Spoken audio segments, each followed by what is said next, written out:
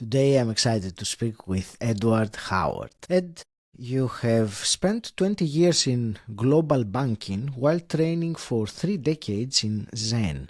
You now help leaders stay clear and decisive, and your one breath method blends neuroscience with practice to sharpen judgment, restore our calm, and keep us fully present.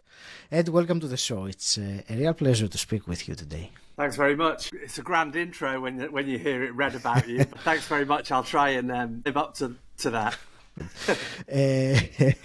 And just so I can, let's say, give a little overview to the listener right now about what we're going to talk about, the main thing anyway, is discovering how to use a simple inner reset that to calm, the noise in our mind and be able to take our next decision, whatever it is, with clarity. So we will unfold that as the conversation goes. Ed, what I would like to start with, and it is related also to your story personally, but also to many of the listeners of the podcast, and that is transitioning of a career, a long career that someone has been into successfully, or that has defined them, etc. When one realizes that this no longer fits and, moves or begins to move, what is it that shifts in the thinking, in the way that they perceive things, you believe? Well, it depends whether it does shift or not. I think that's the critical the critical point. So a lot of my kind of Zen training is based around this idea of stuckness. It gets translated as suffering quite often in books on Buddhism, but that's not really. It's not accurate, and I think it kind of has this sort of heaviness to it that maybe isn't helpful to people from the West. So what we're really talking about is whether or not whatever is happening to us or coming up for us in the moment is something that psychologically or kind of physically we are prepared to accept or not. And so I think people transitioning, if you're either deciding that you don't want to do this anymore, that's usually quite a good sign, because it shows that you're not stuck. You're conscious that there's a flow there to be had.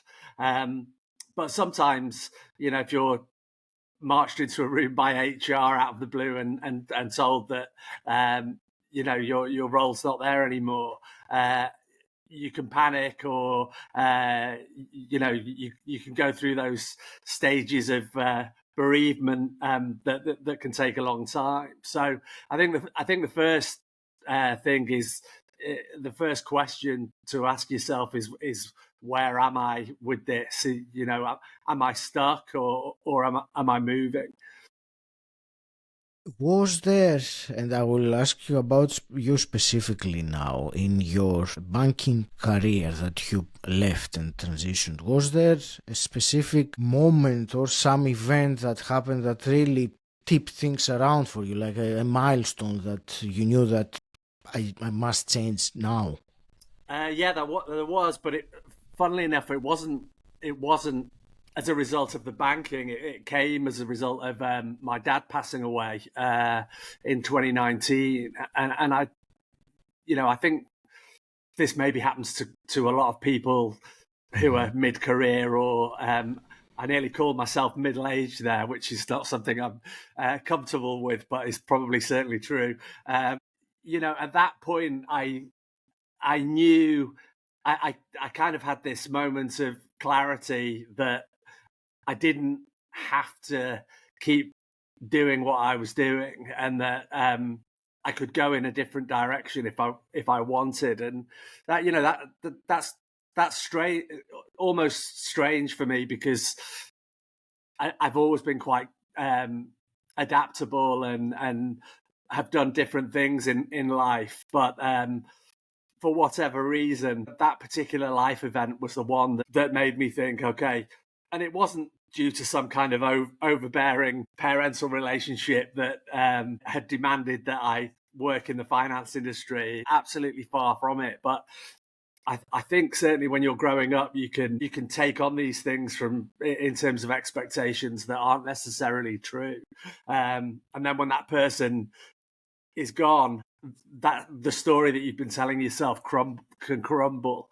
It might not for everybody, but in my case, it had. And although I'd had a pretty enjoyable career in banking, was really challenging. It wasn't.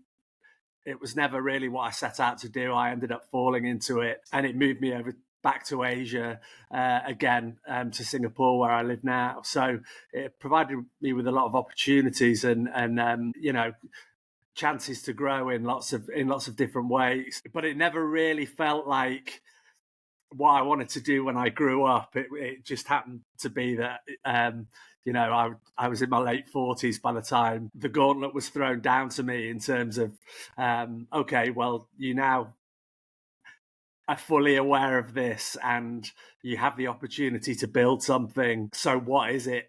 And that really was the bringing together of these two different sides of my kind of life to date. So the one side was the Ed that had lived in Japan for 5 years and learned Japanese and then gone on and spent time in monasteries, just short times, and kept that kind of interest in Zen. And then the other side was, the person that had become a kind of regional head of compliance out here in Singapore. And I'd always kept those two separate. I didn't really I didn't see how they interacted.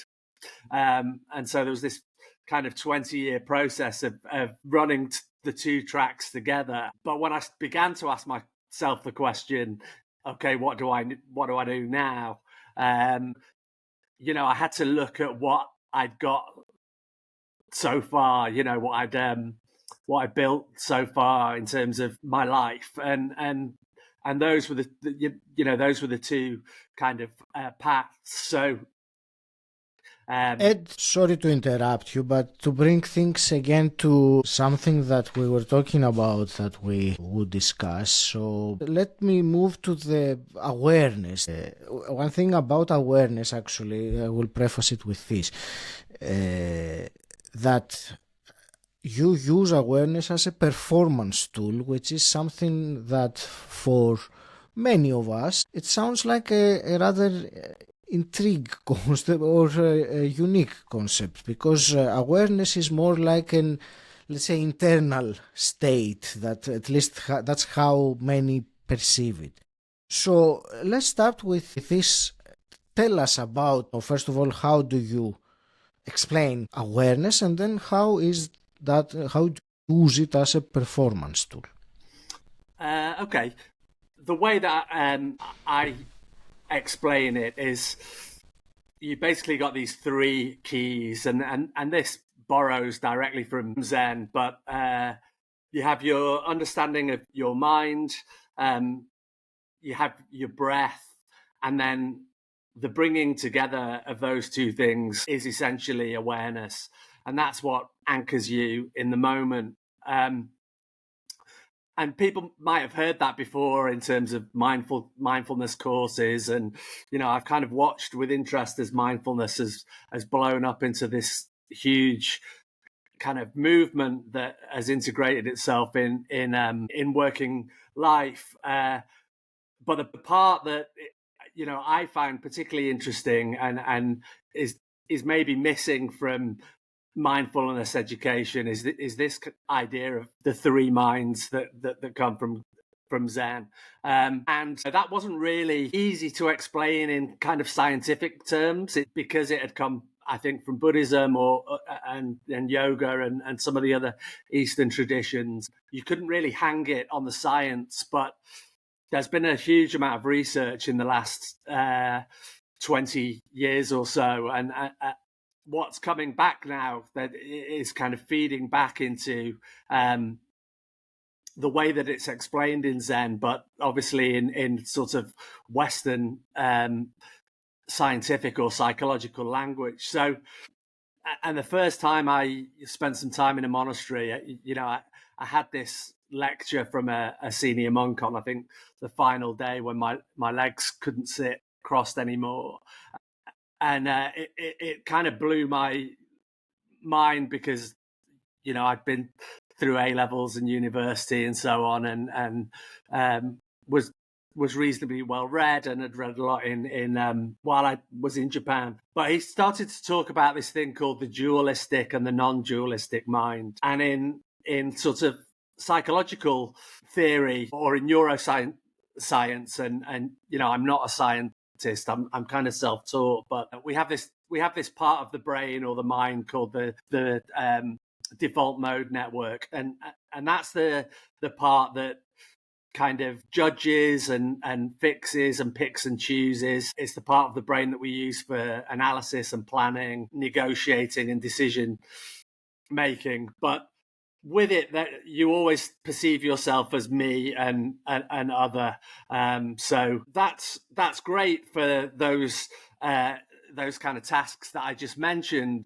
But it's also kind of linked with your nervous system being quite braced and you know over reliance on it. And I think pretty much everybody that has grown up in the West spends a lot of time in this particular mind or using that particular network. And this is where, from a leadership perspective, most people get stuck. And when it gets out of control, it leads to stuff like overthinking and defensiveness, stress. So the part that the second sort of mind, and you can think of these as three gears that you can move through, but the second part is the non-dual, and this was the bit that when I heard this in a lecture, kind of really surprised me. And he basically said, because there's always the dual, so there's always right and wrong, or left and right, or fast and slow, that there has to be something that is beyond right and wrong, or left and right, or fast and slow. And in Zen, that that's known as the dualistic mind, and that's kind of like an awareness without judgment. I can talk about a little bit later about where pretty much everyone that is listening to this will have experienced that, and later. In the non-dual, you see yourself separate from the problem. System is you kind of see the system as the problem, or what your experience is as the problem, but you shift out of kind of a me defense of it. You begin to see patterns. You kind of see misaligned incentives and stress loops and unmet needs. So it's like an information, so you're an information mind that you're sitting in, but you're not doing anything with. And that, this is the thing that when people think about monks kind of sitting for long periods of time and slowing everything down, this is the one that they think about. And then the third part is known as the transcendent in Zen, and this is where action arises without kind of inner debate, and it maps. So the non-dual is the default mode network, kind of quietening down and damping down, and the transcendent is where you kind of get in a state of flow. So most of us will have had that experience when we're really concentrating on something, and time seems to disappear, and we get something done really quickly. Or I don't know, if we're playing tennis or a sport or running, and we're performing an action and we're completely in the moment, but there's no kind of inner debate going on. Those sort of voices on either shoulder aren't working. And so what the one breath method is really an awareness of those three mind states. So you can ask yourself, what mind am I in now? Am I massively overthinking something? Am I stressing about something? Am I in the non-dual where I'm just kind of taking everything in and I'm aware, or in the transcendent, it tends to be where we're taking action and doing something. And you can do most tasks in any one of those, but once you have the awareness that this is the way that your mind is operating, you can learn to switch between them. And you can do that with one breath. So that's where the whole concept comes from. And I think a lot of people that think about meditation, and certainly a lot of my friends that have tried meditation, that they sit down and they try to quieten the mind, and it just goes ballistic. It goes berserk, and you're thinking about what to have for dinner or Everything. You plan your everything. day, Yeah, that's yeah, great. and it's just completely going off. So awareness is really, it's not a mind state. It's noticing what mind you're in, and Hmm. then using the breath to become aware of that and act accordingly. So it's kind of ridiculously simple, really. But like most things, it takes a little bit of practice. I found personally, and there is some science to back this, is that if you're performing one breath or two or three breaths regularly throughout the day, and this is quite similar to mindfulness, if not the same. It stacks up, so you can kind of atomic habit meditation. And so it's really then about just coming back to this awareness through daily tasks like turning your key in the door, or hearing an email come in and opening it up to answer it, and just bringing it back to the breath each time, and stacking it. And what happens firstly physiologically is that default mode network quietens down. Physiologically, you begin to breathe more deeply. Your cortisol drops. There's lots of kind of physiological as well as psychological occurrences that happen, and these get us in a much kind of clearer state. But most people will feel. I mean, how often does somebody stop you and say, "Let's just take one deep breath"? Not very often. We're all kind of rushing around in this sort of semi sort of crazy state or berserk state. Yeah. So that's it basically in a nutshell. And the book goes into more depth, certainly on the science Is and that so on.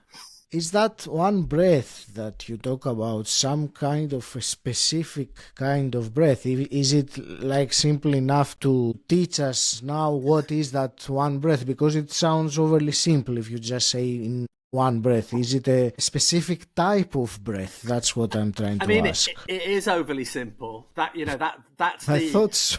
that's the kind of amusing and surprising and great thing about this is, and there's people will have been exposed to breath work and maybe done different types, but this is based on the Zen idea. It's through the nose with the mouth closed. It's in through the nose for a count of 6, down to about 2 fingers below your belly button. So that in physiological terms, that forces the diaphragm down, and it engages diaphragmatic breathing rather than most of us, certainly if you're working in London or Hong Kong or Tokyo or New York, are taking short, sharp breaths from the upper chest. So it's 6 breaths into this lower part of the belly, a count of 6, and then back out through the nose for a count of 6. And there's, you can, if your nose is blocked, you can do it through your mouth. It's not ideal, but it will work. If you can only do the inhale and your nose is, because for whatever reason, you can breathe out through the mouth. But as you build it up over time, doing it through the nose has, again, physiological benefits in terms of germ filtration, and it warms the breath up and so on. And then the kind of second part to that, in order to build the awareness, is to follow that breath down as you take it. So if you just kind of think about the breath going in through your nose and down, the back of your throat, and then imagine it going through the belly and down to the lower belly. That essentially gives your mind something to follow. Again, this is the most basic of basic sort of Zen instructions. And if you're going to meditate for 5-10 minutes, you just do the same thing, but sitting down for 5 or 10 minutes. But I was conscious of having something that you could do if you're in, a busy environment or an office environment. You can't be saying, let me just go and sit down for 3 minutes and breathe. So by creating this kind of handbrake to whatever your mind's doing at the time, it will open that space up. And with practice, it starts to become second nature until it does become second nature. This is great. Thank you very much for this description. I get it, and I will. I was about to ask you, but I think I will. I will tell you what I think about it. Was that, and I like you use the phrase handbrake to what your mind is doing, which really can. What I got very much the usefulness of it, because the question that arises with this is that I can, of course, do the breathing in the way that you described and follow it below my belly when we're having a nice conversation, or when I'm sitting relaxed. But when I'm having an intense conversation with a colleague or someone, and there is, let's say, a lot of emotional tension, then that's the time that we need that awareness and be able to take that breath the most. And usually that's the time that most of us never do it. And I liked very much because you said that to be able to do it, or at least that's how I understand it, and tell me if I'm correct, is by practicing, because you said it stacks up. So if I do this breath, this technique, this one breath, during times in my day when I open the door or when I'm sitting on my desk in moments of transition, then it stacks up in a way that when I actually need to use the breath because there is chaos around, then I can use it and really ground myself. That's how I received it anyway. That's exactly it. And do you see what I mean when I say it sounds so simple that it's bordering on the ridiculous? But because nobody will know that you're doing it either, you can do it in a meeting where, all hell's breaking loose, or you can do it on the phone when your boss is chewing you out, or you can do it when you're having a year-end review of somebody that works for you and they're, it's proving difficult, or as you said, I think you used the word emotionally kind of tumultuous. So those weren't. I'm not quoting your exact words there, but because it works on a physical level as well. It's not just some woo-woo, get with the Zen man. It's actually physiologically calming you down and slowing all those systems down. I guess you've just got to make sure that you're not concentrating so much on that you forget to listen to what the other person's saying to you. But certainly as a like literally a breather and a break in conversation or negotiation or whatever, it's an unbelievably useful tool. And as you practice this over time and more through the day, I think of it, the steps counters that you have on your watch, or the exercise minutes or what have you.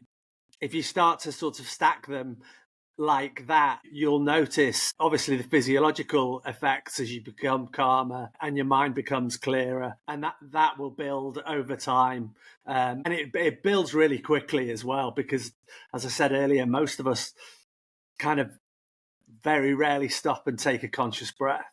Yes, thank you very much. That's very useful. Before we start wrapping things up, I wanted to ask you about your book. So basically tell us, who is the book for, and where can someone find it or look for it? Sure, thank you. It's called One Breath Leadership. It's coming out on the 24th of March. It is basically everything I've talked about in more detail. I kind of say at the start that if you just want to read the first chapter and then put it down, that's absolutely fine, because I kind of will have taught you everything there is to be taught by that stage anyway. You can go to onebreathleadership.com at the moment, and in the top right hand corner it says free stuff, and if you click on there and leave your email address and name, there's a load of free bits and pieces. But the book's aimed really at anybody that's in a leadership role, anybody really that's in a management role. I guess those are the two groups that I had in mind. But the technique itself and the kind of idea behind it and the way to practice it, you don't have to be managing people. You can be managing yourself, which is always the most difficult thing in life. I often think so. There should be some good stuff in there for anyone really. But yeah, because of my background in corporate life, the initial idea was aimed at those two groups. Uh, Ed, I want to thank you very much for this conversation we had today, and I really appreciated especially the way you described the breathing technique, and and how can one lead to that. So it's, I believe, very useful, very practical, and I will invite everyone who is listening right now to practice it right now. Actually, it is only one breath. So I want to thank you very much, Ed, to wish you all the very best with carrying on with your mission. Thank you. And I will leave it to you for your parting words. What is the message that you would like to leave our audience with? I guess just try this, and then try it a few times and experiment with it and see how you get on, because it really does all, how we face life and transitions and relationships and jobs. It really does all come down to, how aware we are in the moment and what choices we make. And so if you're doing that from a kind of clear, as relaxed as you can be in the moment state, you're going to make better decisions that you are happy to live with, and life will open up to you in ways that maybe will take you by surprise. So